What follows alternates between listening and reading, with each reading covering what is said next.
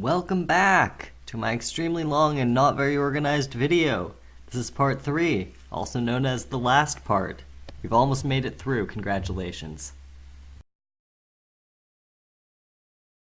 One of the only things Anna and Elsa ever say to each other is, chocolate. And then they giggle a lot. So that was their way to connect again after years and years. And I get it, they don't have to say something super deep to each other. It's almost better to have them say something that's not very deep and then get it that they do want to be friends, they do want to get along together, but why do they say, chocolate, and then giggle a lot? I watched the honest trailer for Frozen, or no, sorry, it was CinemaSins. And they were like, oh, you women and your chocolate, because it happens twice. Earlier in the first time in Forever, Anna's like, I want to stuff some chocolate in my face.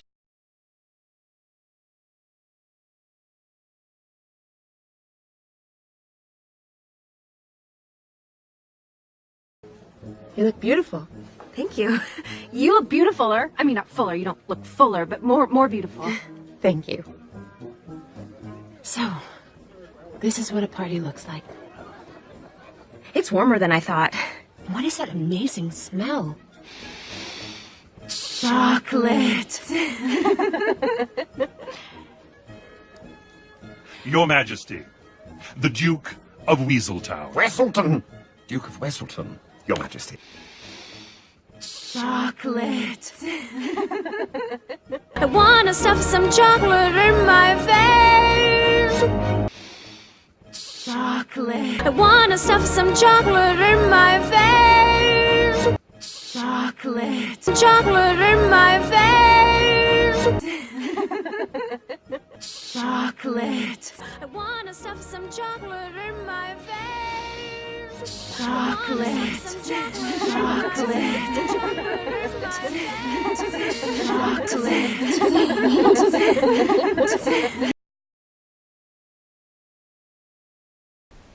Wow. I'm sure if Anna were a male character, they would say that. I'm positive. That is so progressive and feminist of you. In fact, for the first time in Forever, a beautiful stranger, tall and fair. A beautiful stranger, tall and fair. I wanna stuff some chocolate in my face. Oh, I'm in my gown. I love being in gowns. And then there's a tall and fair stranger. So it's a guy, right? She's straight. He's tall because men can't be attractive if they're not tall. He's fair because, men can't be attractive if they're not white. I mean, white people are the best, right? And then she gets nervous and she wants to stuff some chocolate in her face. Just in those 2 lines or whatever they are, however many seconds that is, not very many, you have about 1 million stereotypes, and it just thrown off there as, oh, that's so funny. It's not funny. What if she wanted to meet a short woman of color and date her? That'd be cool. I totally forget what I was talking about. Right, so this feminist movie has a bunch of stereotypes in it, including quite a few stereotypes about women, definitely including the whole Anna meets someone and decides to marry them within a day. You could say that Hans is just as stupid, but clearly he's not, because it was just part of his larger scheme. Let's talk about Hans, shall we? I mean, what were they thinking? Who okayed that? So Hans, first he seems like this great guy. They finish each other's sandwiches. He has a nice singing voice. He knows how to dance. Cool guy, right? And then all of a sudden, he is a total sociopath. And no, I'm not exaggerating. He has a woman, Anna comes back, she's dying of a frozen heart, right? He acts like he's gonna kiss her, then doesn't, and smiles this evil smile and says something like, "Oh, Anna, if only there was someone who loved you." Oh, Anna. If only there was someone out there who loved you. Then he gets up, pours water on the fire, pours out the fire, leaves, and locks her in the room, saying the most cliched villain line in the world. Well, Anna kind of leads him into it. "You won't get away with this." Oh, I already have. You won't get away with this. Oh, I already have.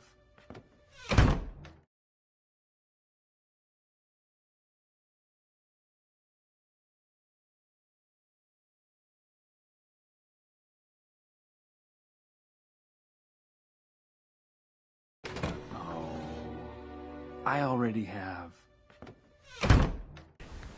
I've never heard that line before, and he locks her in the room to die. To die.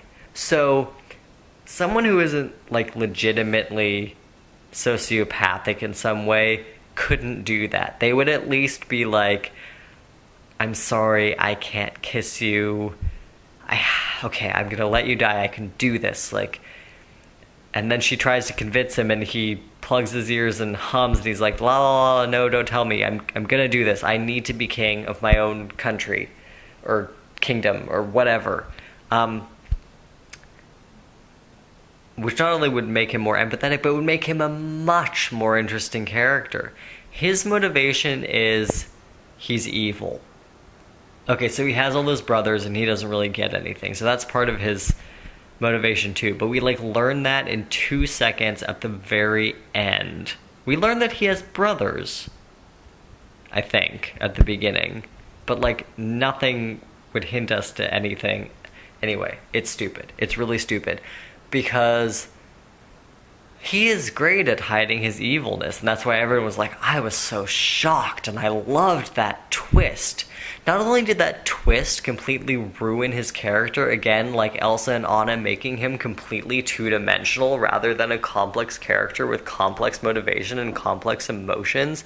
Like, what if we actually got to know him, and he was like, "I want this, I haven't had the chance with my brothers, but you know what, I can do it, and I'm gonna put my feelings aside." And he was doing despicable things, but we actually got why, and he was actually still a human being. Or he did try to, or maybe he wasn't horrible, and he did try to save her, but we learned that love has to grow over time and over years and years. So the fact that she simply had known him for a day, true love wasn't possible at that stage in the relationship. That would have been a much more grown-up, developed, and progressive thing. It also would have been a great commentary on, the act of true love. That true love needs to grow and build. So maybe he tried to kiss her and it didn't work, and then she actually had to choose between two decent guys. Like, shocker.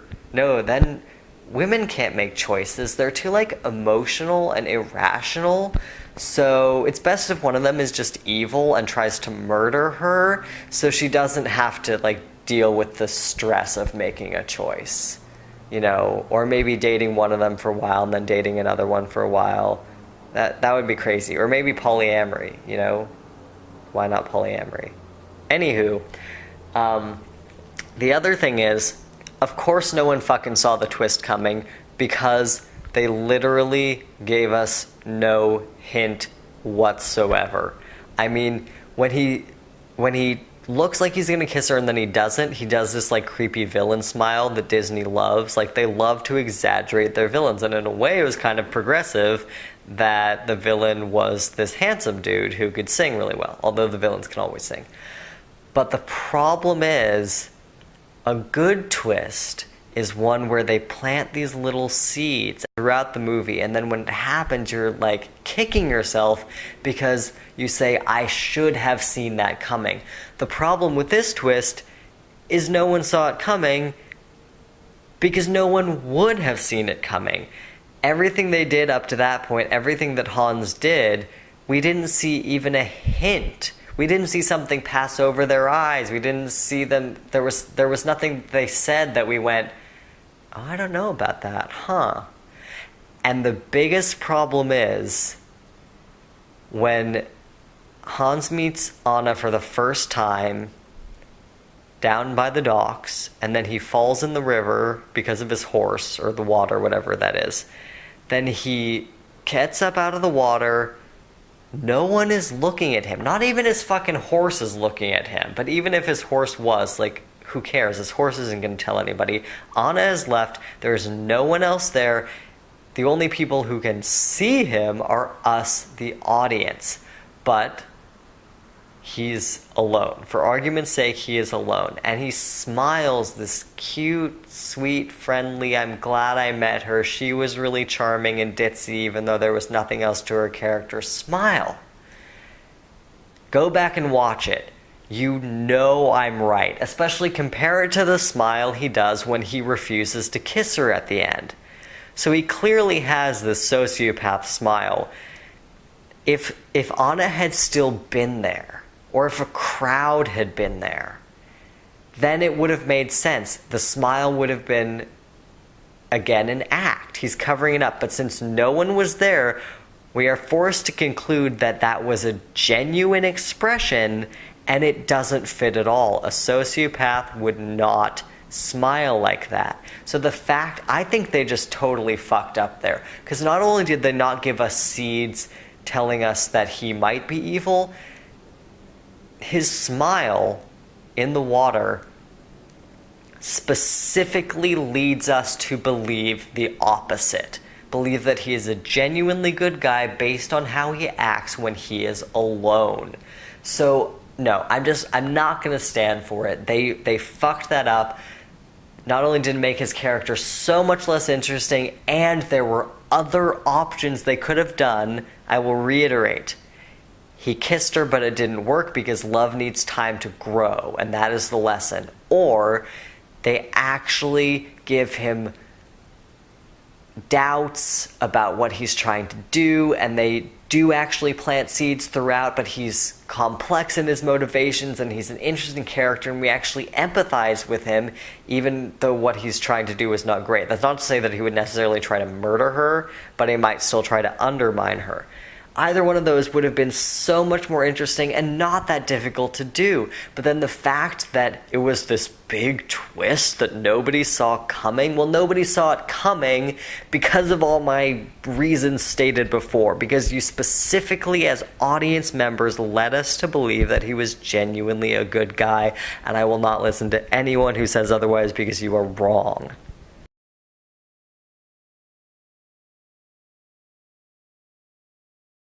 The other thing is, Elsa and Anna just look gorgeous.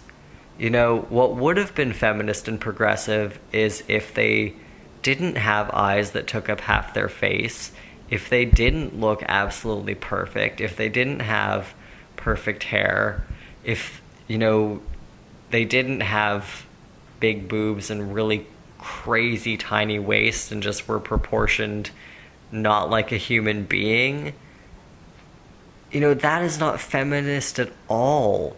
A bunch of little girls are gonna see that, and their self-esteem is actually gonna be lower. They're gonna want to be these women, not just because of their kind of flat, boring personalities, but also because of how they look, and they're gorgeous, and one of them has ice powers. And then they're gonna realize, as with everything else, that they physically can't look like that, but also most of them are not going to be supermodels. So then just making that the animated norm for the main characters, it's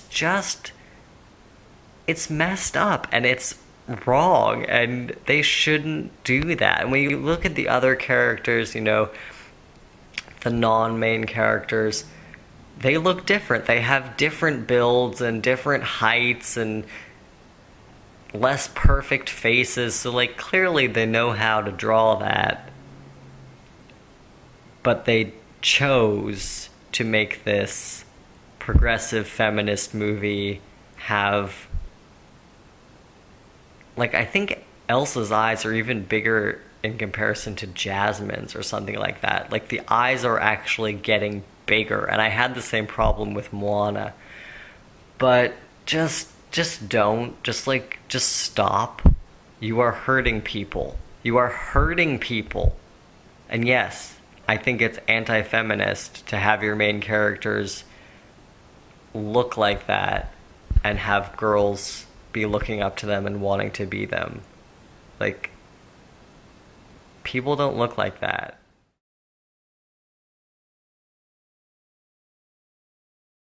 This would all bother me a lot less if Frozen, like, did okay as a movie, but it just blew the fuck up like an exploding snowball hitting the wall. It was so overhyped, it was considered to be this really progressive piece of shit, and then, you know, Anna does the act of true love for her sister. Yes, that is pretty cool. But that's like the only thing that the movie does that I would actually consider progressive. And there are a number of things I went through in this video that are not progressive, are anti-progressive. I need a better word than that. Anti-progressive or anti-feminist. Chocolate. I wanna stuff some chocolate in my face. So it's like if you make a bunch of withdrawals from the bank of large amounts, okay, some larger amounts, some smaller amounts, and then you make like one deposit at the end, you're still going to be in the negative. It doesn't fix everything. If you show a really stereotypical female character fall for a guy in a day, and then have a man tell her that she's an idiot and she shouldn't have done that, it doesn't fix the problem. In fact, it makes the problem worse, because not only is a man telling a woman that she's an idiot and that she shouldn't have done that, but he's also proven right. Because Hans is a jerk. If Hans wasn't a jerk, then you could have still had the commentary, but Anna wouldn't have seemed like as much of an airhead as she is. You know, it's essentially like, again, the man knowing best. It is not a feminist movie. So yeah, the whole movie, fundamentally flawed because the characters are not all that interesting. They are consistent, except like I mentioned, Elsa has the like flip that happens that would not happen. They don't really have meaningful character arcs, and then it's this great happy ending and she suddenly has control over ice powers. It's just not worth it. Honestly, when I remember being in the theater, and when the music came in right at the beginning and it was that choir, I don't even know if they were singing in the actual native language or not. I don't know if it was a choir of people native to that area. I couldn't tell you. It might have been. But I did really enjoy that music. It was different. It was something I didn't usually see in a Disney movie, and I really did like the visuals of the ice and snow, and then you had the saw breaking through the ice, which I thought was just a beautiful visual. But then again, when I watched it another time, I thought, this seems kind of rapey, which might have almost been what they were going for. It's like, the song is about melt the frozen heart, which was what the whole movie was trying to say, so that would theoretically be a good thing, right? To melt the frozen heart, or melt the icy heart, whatever it was. But at the same time, Elsa is the ice queen. So, and she needs to embrace her powers, so then isn't ice a good thing? Like, they're making this metaphor for disconnection, and and closing off from people, but at the same time trying to say that she should embrace her powers. So is ice good or is ice bad? Like maybe snow is good because it's sort of like the in-between and it can be kind of soft. But I think it's fair to say that the ice in a way is symbolizing Elsa, or maybe symbolizing her heart.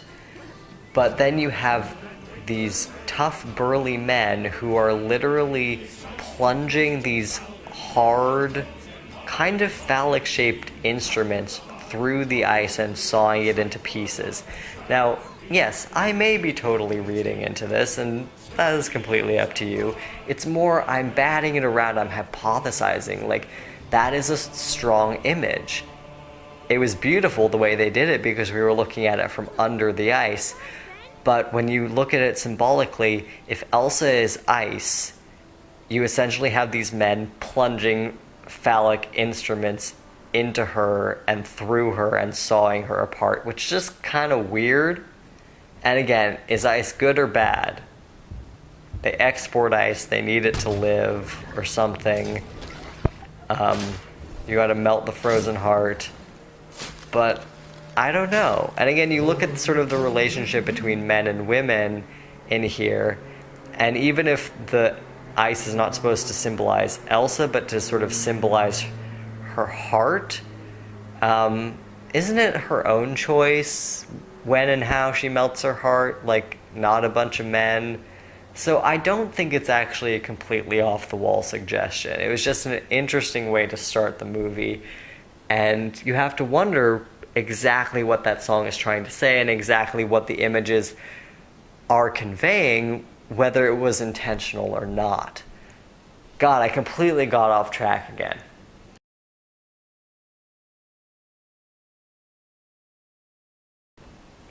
So the movie is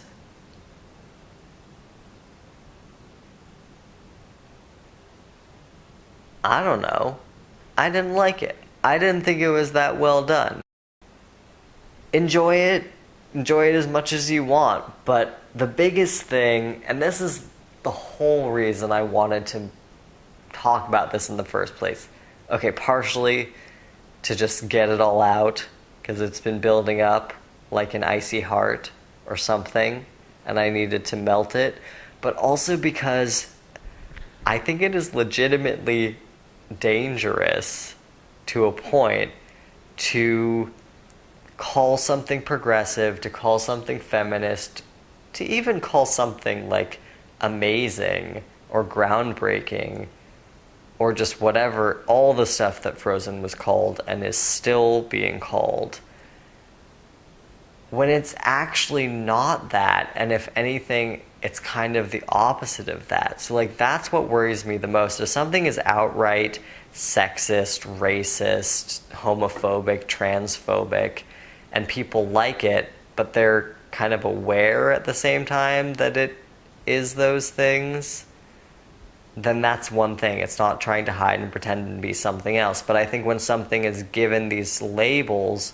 of being a positive symbol and a good role model, then all of a sudden you can't critique it and everyone gets pissed off and they don't actually look at it with a critical eye. So I think it's fine as just a piece of entertainment, but don't call it something it's not, at least without being willing to watch it with a critical eye and say, okay, well, what does that mean? What is that trying to say? If you're going to give it that label, back it up and just be careful what you choose as your role models.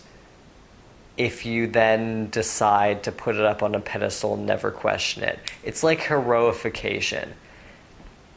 It's fine to have heroes, but you understand that your heroes are human and thus they are inherently flawed, and if you see them as perfect, that can only cause you trouble. Like whether you imitate their behavior and they're doing bad behavior, or you then do learn that they've done something bad or questionable or that doesn't fit in, and then you decide to just completely discount them rather than take bits and pieces, or Heroification also kind of negates your ability to see someone as a complex, interesting, flawed human being, and that's the best way to look at a human being. So, in a way, you know, Frozen is fine with me because it is flawed. And everything is flawed. Every piece of media is flawed, every person is flawed, every song is flawed, everything is flawed. So that is really all I ask. Recognize that Frozen is a flawed piece of media and maybe not quite as perfect as you think. And that's all. I really would imagine that if you've listened this far, that you agree with me anyway, and I probably have not changed a single person's mind. But you know, it's fine. I mean, it's a fucking kids movie.